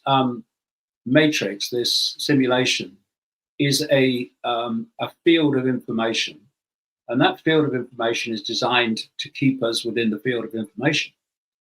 But beyond it, I mean, it's only a fraction of infinite reality. Beyond it is the knowledge that's available to everyone. You know, when people break through the prison walls, if you like, the perceptual prison walls of the simulation, and they start accessing what I would call infinite reality, they start to perceive the same things. Why? Because they're tapping into the same knowledge. Right. The knowledge that's kept out of this reality as best they can. Right. And so all of us can become, I don't know, channels, communicators, whatever you want to call it, of that knowledge. Because if you tap into it and you bring it into this reality and then express it outwards, you're breaking down the prison walls of the matrix from within. Right. You're dismantling it from within by infusing into it a level of knowledge that it doesn't want the population to have.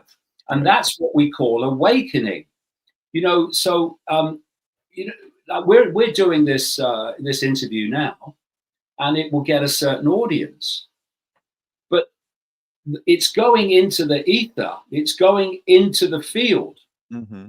What I'm saying, what you're saying, is going into the field, and therefore it becomes available in the field for someone else to pick up. So they might go, do you know, I'm having another look at this. I'm having another think about, you know, what is this world?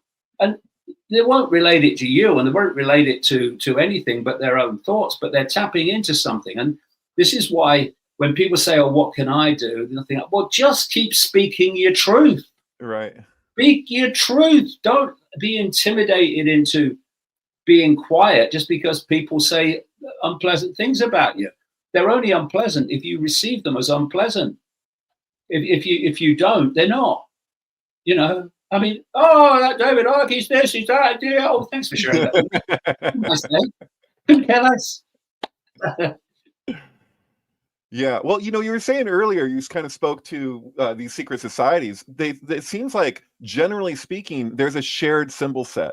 So you can look at the OTO, you can look at, you know, the Golden Dawn, all these different groups. Well, those are European occultists, but like across the board, no culture owns the geometry, right? So people can have an insight into something. Like earlier, I was bringing up Alice Bailey and the Lucis Trust. It's like if you have a direct insight, no particular group owns that thing that's being pointed to. You know, it's like that Zen idea where the master points at the moon and everyone looks at his finger. You know, you're like, no, he's telling you, no, look at the moon. Like, don't look at my finger. Like, that's, I think that there's something to be said for the way that the symbol sets are all kind of like pointing at the same thing. And then also, like, I wouldn't argue that necessarily like the Hierophantic task needs to be nefarious. Like, I'm somebody who believes that like Stanley Kubrick was kind of like conspiring against other conspirators. You know, like what is your intention of why you're using symbolism? Revealing.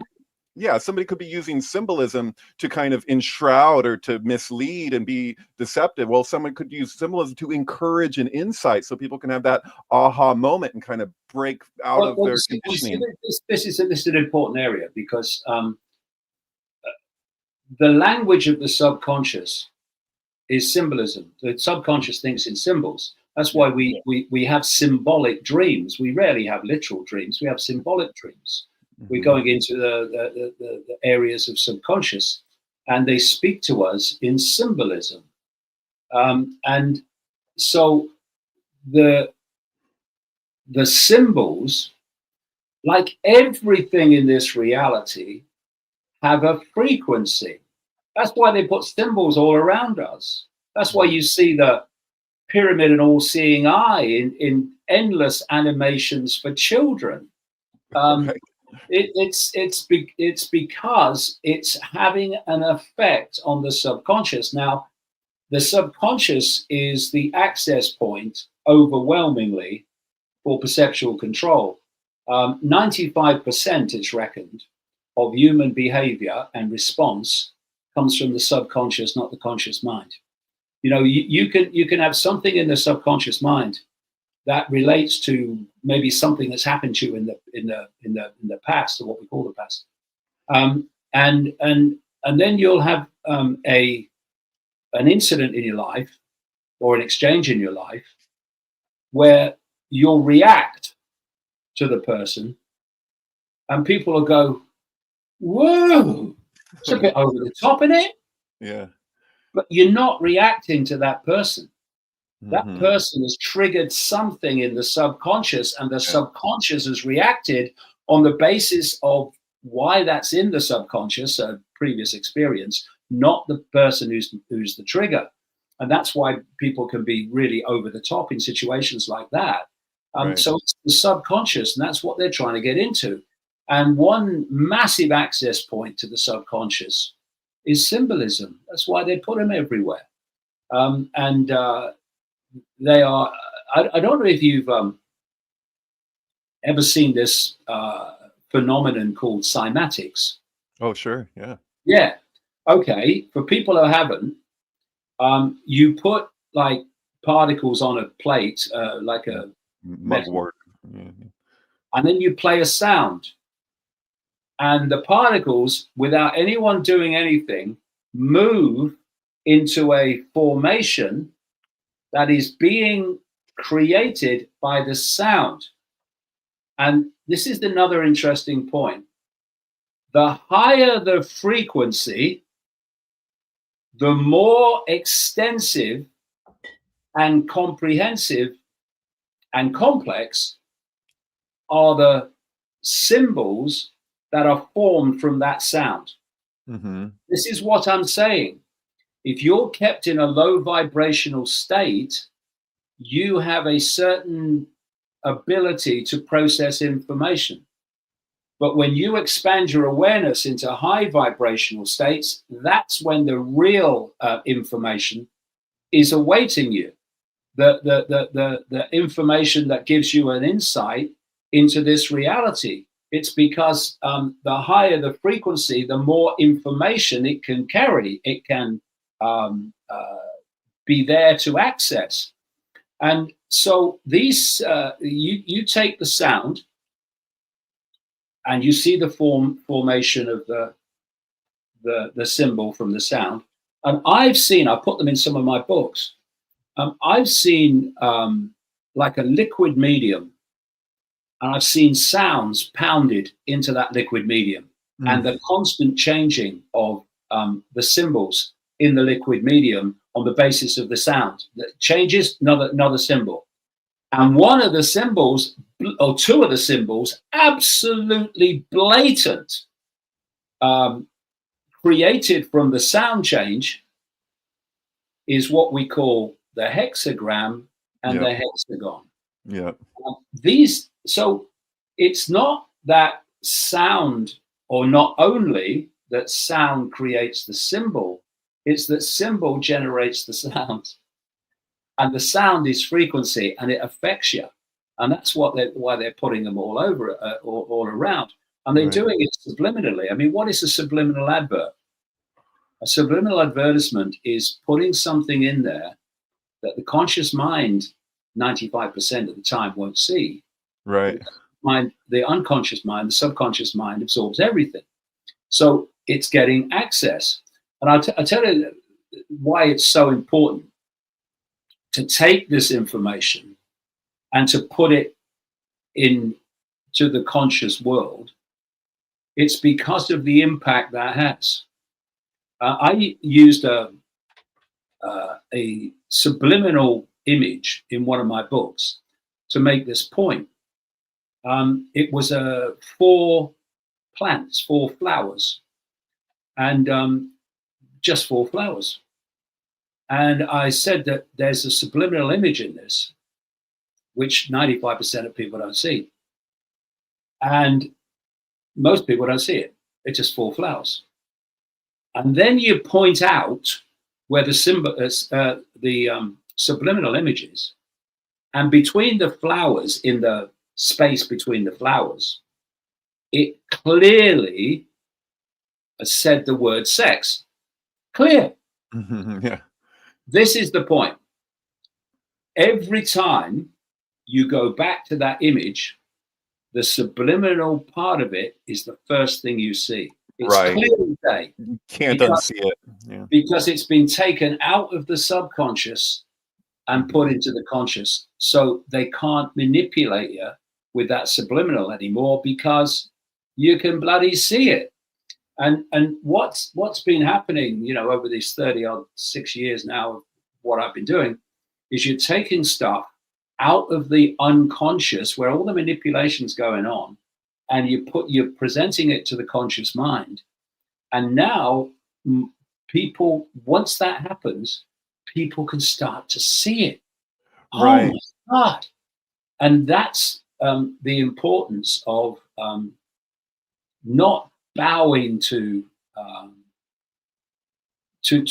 abuse and not bowing to ridicule, but just boom, boom, boom, keep on, keep on, keep on, because you're having an effect, even though it might not seem like it sometimes.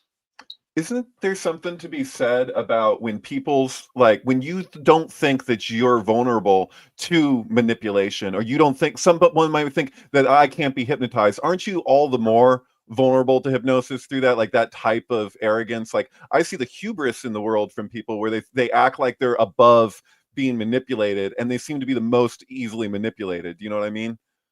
Well, you've got to be aware, constantly aware and constantly vigilant to all possible vehicles of manipulation. Right. But I tell you, interestingly, you know, I've researched so many bloody subjects over the last 30 odd years. It's unbelievable, because you have to get an understanding of this stuff, and it's more totalitarian, not totalitarian, it is, but totality perspective. And so I went to not psychiatrists. What do you call them? Basically, psychic magician shows where they Aaron Brown and stuff. Yeah. Yeah, they put people in a trance and everything like that. Mm-hmm. And I went to some of the shows, and what I saw, you don't usually see this, is that they invite people from the audience that want to take part at the start. Mm-hmm. And then he goes along and he picks out those that are susceptible, and those he don't think are, and he sends them back into the audience. So he's got basically people he thinks are susceptible to this stuff. And basically what he's doing is putting messages into the subconscious mind, and the subconscious is reacting. So if he'll say, for instance, you're going to count from 1 to 10, but you're not going to say 7, then I've watched it. They don't say 7 because it's basically is putting a program in the brain, so the brain will not process that information. And you know, I tell you how deep it goes, and I must go then because it's I've got, we've had. Thank you, by the way. We usually go for 2 hours, but I know you've been up since 4 a.m., so thank you. Incredible that you did this. I'm writing a book. Well, I'm writing a book. I'm up all hours getting things I need to put down. But anyway, there was a guy who wrote a book called The Holographic Universe. Yeah, Talbot. Yeah, that's him. Yeah, nice guy. It seems to be a nice guy. He's no longer with us, unfortunately. But and he told the story of his father having a stage hypnotist come along to a party to do party tricks, and he talked about this this man. I think his name was Tom, and he put him in this kind of trance and all that stuff. And he said to him, "When I bring you back to a waking state, you're not going to be able to see your daughter in the room." At which point he brings the daughter and he stands the daughter in front of him.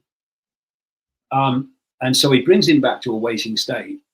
And his daughter, he's looking at his daughter's belly. That's what he's doing. He's sitting down. And the hypnotist said, "Can you see your daughter in the room, Tom?" And he looked around. He said, she's not here. And people are laughing because they can see her. And so he then puts his hand in the small of a bag and says, I'm holding something, Tom. What am I holding? And Tom's bewildered because it's so obvious. He said, well, you're holding a watch. His daughter's between him and the watch. He said, there's an inscription on the watch, Tom. Can you read it? He read the inscription. Now, if you said that to an orthodox scientist and all these other people, psychiatrists, they say it was impossible. But it's not. It's real simple. His daughter's prime state is an energetic frequency field of information. And if he doesn't decode that information into a holographic state, he can't see her. She doesn't exist to him. Only when he's decoded that field of information into a holographic state does his daughter appear. And the hypnotist has put in a program to stop that field, his daughter, being decoded. And that's, if you can sit in a chair with your daughter in front of you and you can't see her, imagine the knowledge of perception, reality, and how it's manipulated that can be used against the population when they don't have the knowledge, but you do. And it's a the reality that we're experiencing against what the reality we think we're experiencing is, the chasm is absolutely vast. But to understand that and to pursue that and to explore that, you've got to have an open mind, willing to go anywhere, as long as the information is there to go with. So awesome, David. I appreciate you being here. I wanted to really quickly show you, because I remember when cymatics came up, the Notre Dame windows, and this was something everyone was finding, the solfeggio frequencies matched to the window patterns. So we knew that at very least somebody knew about these cymatic patterns and had made windows to tell us which tones to tune into, which turned out to be tones that we're using now as healing vibrations, just about the time that they burned the place down. And also, just for everyone else, you had done such amazing work throughout your career. One of my favorite things is talking to Credo Mutva.